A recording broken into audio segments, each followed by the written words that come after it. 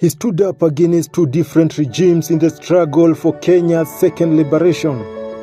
His persistent fight for democracy and freedom of conscience earned him at least 13 years in detention and several years in exile. Koigi Wa Wamwere, the former Nakuru MP and political detainee, is among the few remaining heroes from Nakuru whose actions and contributions played a major role in shaping the political history of the region. Mashujaa Day should be a day when we remember the best of us. Those of us who sacrificed for the nation. It's not a day when the president addresses a meeting about the economic plans of his government, or a meeting to attack his opponents. This is not a day to attack opponents. It's a day to hold hands with opponents and celebrate whatever best we have done. It's a day when we should say thank you to the Mau Mau heroes. Thank you to the heroes of second liberation. Thank you to the heroes to the heroes of the whole world. On 20th October, Kenya will be celebrating Mashujaa Day, and Mr. Koigi has challenged all Kenyans and its leaders to embrace one another and celebrate the heroes that have emerged across different generations. I think heroes belong together. If you did something for your country, 100 years from when you acted, you should be able to be remembered and to be taken care of. Heroes become heroes during their own generations, because you cannot be a hero in a generation you do not belong, because you do not have the power to do it. So we should, as we remember heroes of our times, we should also not forget the heroes of other generations, because they became heroes by fighting. And the hero of my lifetime is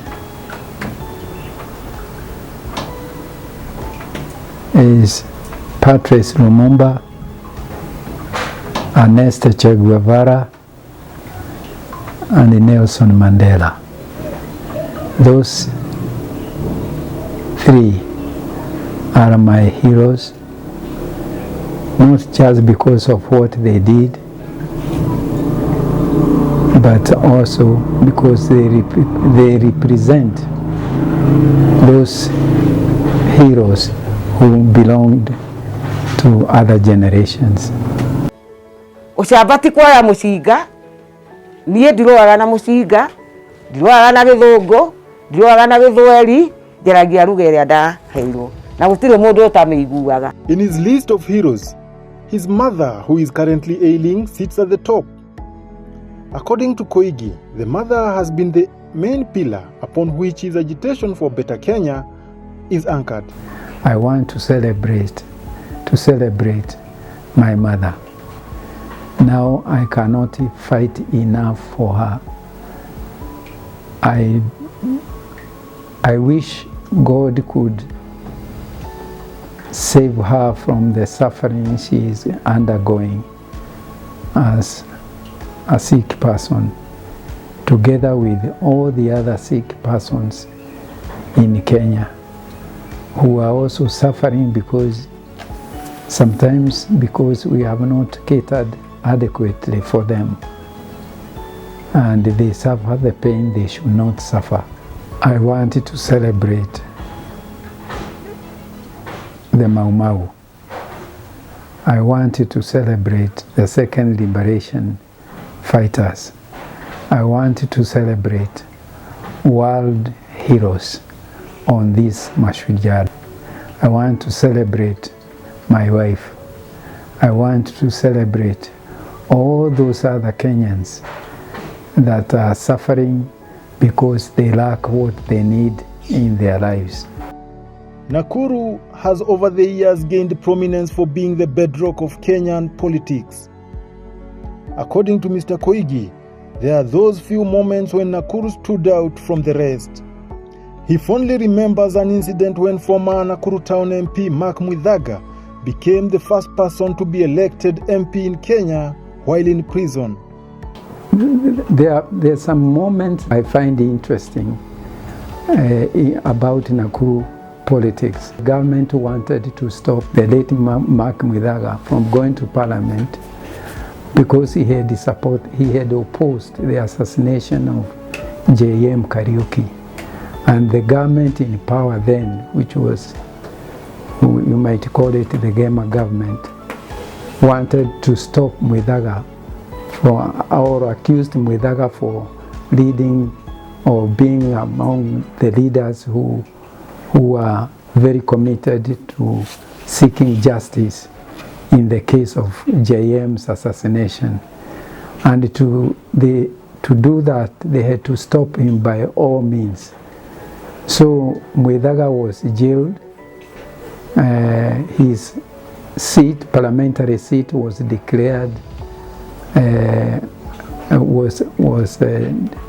declared vacant.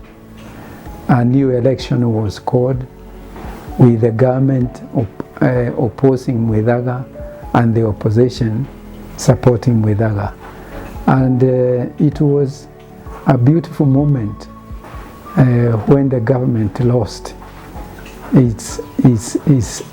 seat to Mwithaga, even if Mwithaga was voted for inside prison. His case, in which he was charged with treason in 1990, was also a defining moment for him. He's in remand. He's facing a capital charge. Yet he was now sit down, please. Sorry. Sit down. When I tell you sit down, sit.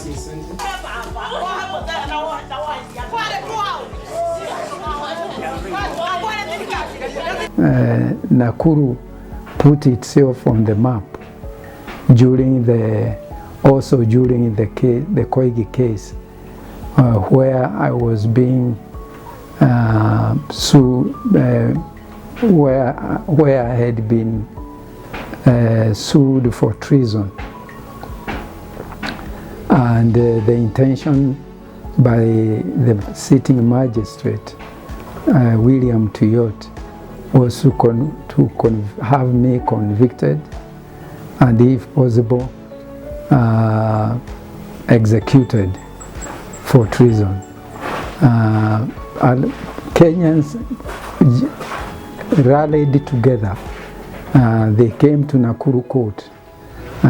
People from outside the country, famous jurists, traveled to Kenya to come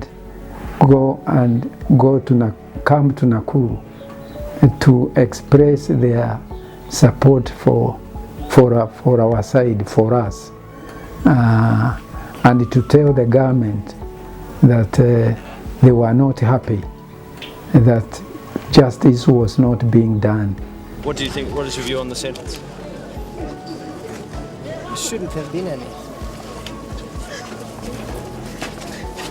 Can we ask you a question in Norwegian? Do you feel justice has been done here? My comments on the whole conduct of this case are totally unprintable.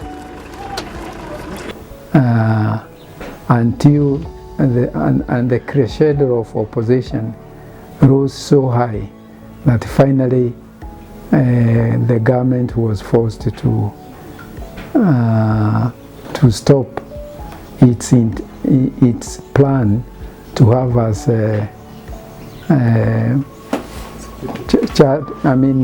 convicted for treason, which would have led to our being killed. Despite his roles at the national level, Mr. Koigi was also keen to oversee the social, economic and political progress of his home area. The former assistant minister has picked the success in the fight against the negative ethnicity in the constituency as one of his biggest achievements. During my tenure, the biggest thing that I achieved, according to my own judgment, is, first of all, I fought against negative ethnicity in the constituency. I fought for equality of all the communities in Nakuru, and I spoke as loudly as I could against any expression of ethnic discrimination against any community.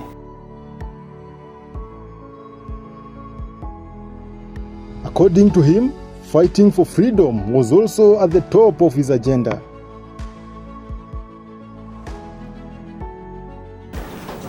I fought for justice and freedom because before I went to Parliament, I thought that Parliament had a lot of freedom and I could say anything I wanted, only to find out later that in fact I was freer outside Parliament than inside Parliament. And there was a lot of violating of justice and democracy inside Parliament itself. I realized that if I did not fight for democracy inside Parliament, I would not be able to enjoy it outside Parliament. So it was our motto in our group, which was called the Seven Bearded Sisters, to fight for democracy, because we believed it was essential, yet it was being annihilated by KANU, by Moi, by Kenyatta was slightly better, but not so better, because he also made sure that the opposition did not organize politically.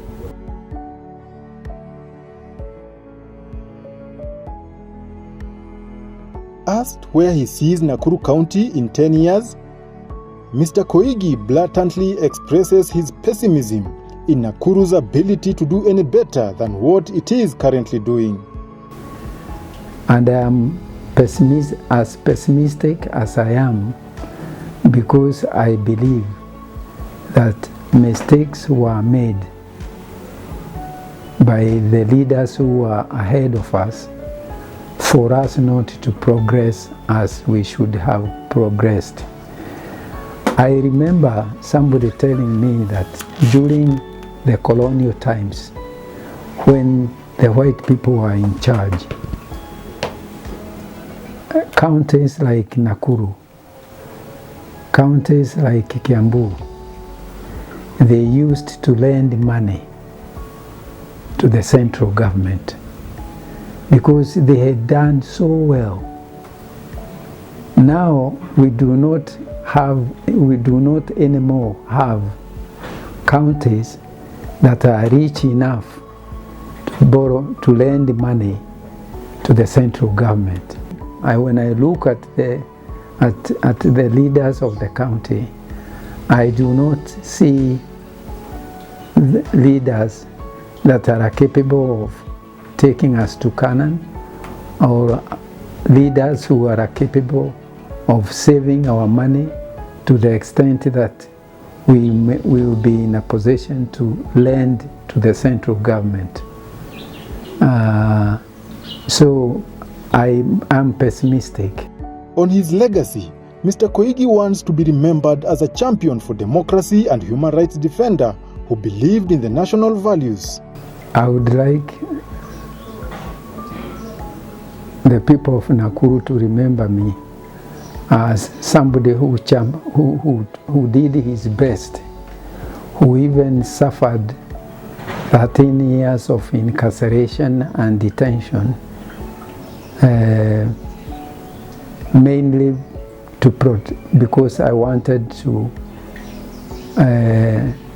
promote their development and protect them against corruption and dictatorship.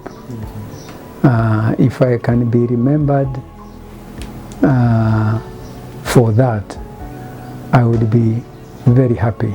The story of Kenyan politics cannot be told without mentioning Koigi Wa Wamwere. His defiant spirit continues to permeate through the bold and revolutionary leaders, always seeking justice, regardless of how much that justice will cost. Joseph Openda from Tawangu.